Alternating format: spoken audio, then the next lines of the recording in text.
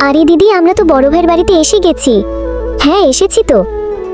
আরে দিদি, ওদিকে কোথায় যাচ্ছেন? বড় দাদার বাড়ি তো এটা, তাই না? আরে এরা দুজন আবার কোথা থেকে এসে পড়লো আমার খরচ করাতে। চলো আগে ছোটর বাড়িতেই যাই। আরে ওটা, আরে বাবা দেখো তো, ওরা দুজন কি বুয়া?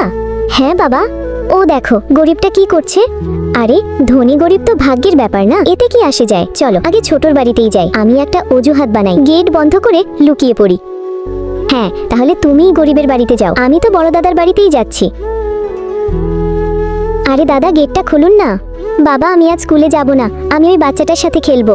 ঠিক আছে, তুই খেল, আমি একটু কিছু করি। আরে দাদা তো গেটই খুলছে না, মনে হয় বাড়িতে নেই। ততক্ষণে আমি গাড়িতেই অপেক্ষা করে থাকি। মনে হচ্ছে ছোটর বাড়িতেই চলে গেছে। আমি তাহলে বাজারে যাই। আরে দাদা তো এসে গেছে, চলো ওনাকে সারপ্রাইজ দিই। আরে ভাই, আমার দুই বোন এসেছিল না, খরচ করাবে বলে আমি তোর এখানেই চলে এসেছি, বুঝে নিস। আরে এত ধনী হয়েও বড় দাদা আমাদের ভয়ে পালিয়ে গেল। এই ছবিটাকে সুন্দর মনে করলে ভিডিওতে লাইক করে চ্যানেলটাকে সাবস্ক্রাইব করো, এরপরে আল্লাহ লিখো।